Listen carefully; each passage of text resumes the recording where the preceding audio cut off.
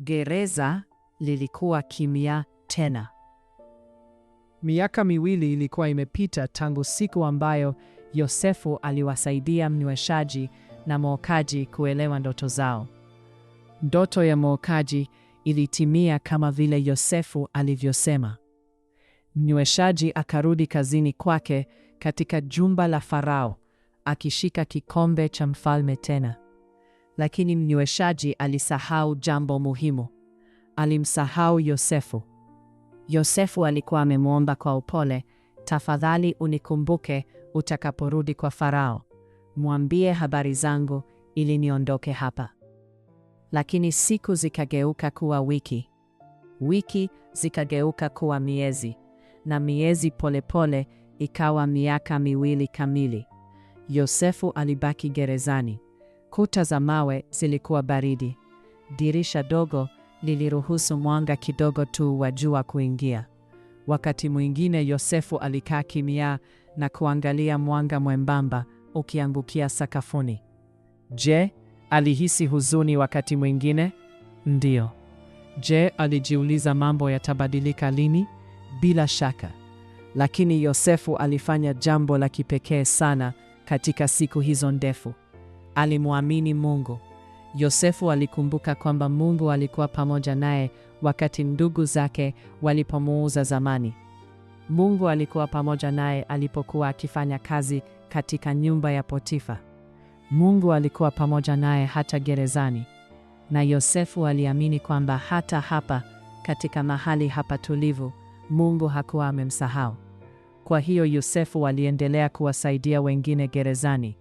Aliwaambia maneno ya upole wafungwa wengine. Alifanya kazi kwa uaminifu pamoja na walinzi. Na kila usiku kabla ya kulala, Yosefu aliomba na kuamini kwamba mpango wa Mungu ulikuwa unaendelea. Kisha usiku mmoja, mbali katika jumba kubwa la Misri, jambo la ajabu lilitokea. Farao, mtawala mwenye nguvu wa nchi, aliota ndoto. Katika ndoto yake, Farao alisimama kando ya mto Nile mpana wa bluu. Jua la asubuhi lilimulika juu ya maji na nyasi ndefu zilitingishika polepole kwenye upepo. Ghafla, ng'ombe 7 walitoka mtoni. Walikuwa ng'ombe wenye afya njema, wenye miili yenye nguvu na ngozi inayong'aa. Walitembea taratibu na kuanza kula majani kwa amani. Lakini kisha jambo la ajabu lilitokea. Ng'ombe wengine 7 walitoka mtoni. Hawa walikuwa tofauti kabisa. Walikuwa wembamba sana, mifupa yao ikionekana wazi, na walionekana dhaifu na wenye njaa. Ng'ombe wale wembamba waliwakaribia wale wenye afya. Na kwa namna ya ajabu ya ndoto, ng'ombe wale wembamba waliwala wale wenye afya. Farao akaamka kwa mshangao. Akafumba na kufumbua macho gizani. Ndoto ya ajabu sana, alinong'ona. Baada akalala tena.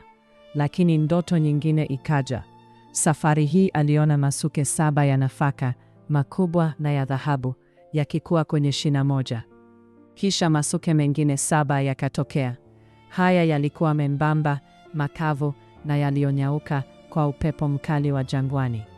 Na kama ile ndoto ya kwanza, masuke yale mabaya yakayameza yale mazuri.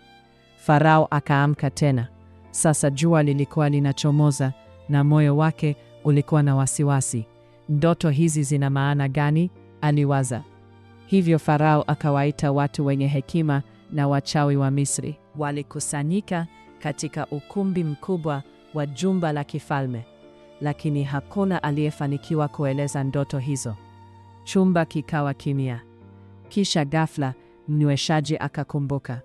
Mfalme wangu, akasema kwa hofu kidogo, leo nakumbuka kosa langu. Akasimulia kuhusu Yosefu. Farao akasema, mlete kwangu mara moja.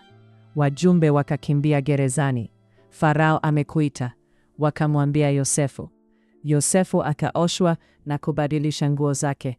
Kisha akaenda mbele ya Farao. Farao akasema, nimeota ndoto na hakuna anayeweza kuieleza. Nimesikia unaweza kusaidia. Yosefu akajibu kwa upole, mimi siwezi peke yangu, lakini Mungu anaweza kutoa jibu. Farao akaeleza ndoto zake. Yosefu akasikiliza kwa makini. Kisha akasema, ndoto zote mbili zina maana moja. Mungu anaonyesha kile kitakachotokea. Miaka 7 ya neema inakuja.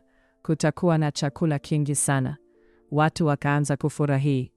Lakini baada yake, miaka 7 ya njaa kali itakuja. Ukumbi ukanyamaza. Kwa hiyo chagua mtu mwenye hekima akusanye chakula sasa, Yosefu akashauri. Farao akamtazama Yosefu.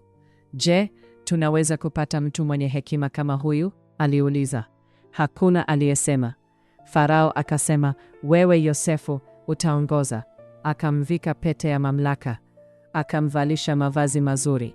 Utakuwa wa pili baada yangu katika Misri yote. Na kwa siku moja tu, maisha ya Yosefu yakabadilika. Kutoka gerezani hadi ikulu. Kutoka aliyesahaulika hadi kiongozi mkuu.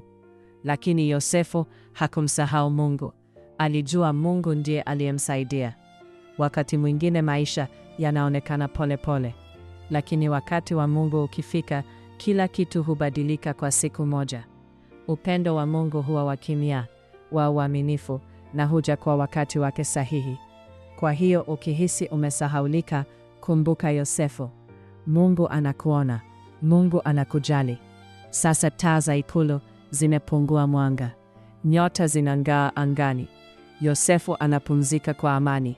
Na wewe pia unapofungua macho yako usiku huu, kumbuka, upendo wa Mungu uko pamoja naye daima. Uwe na ujasiri moyoni mwako. Lala kwa amani. Usiku mwema, mtoto mdogo.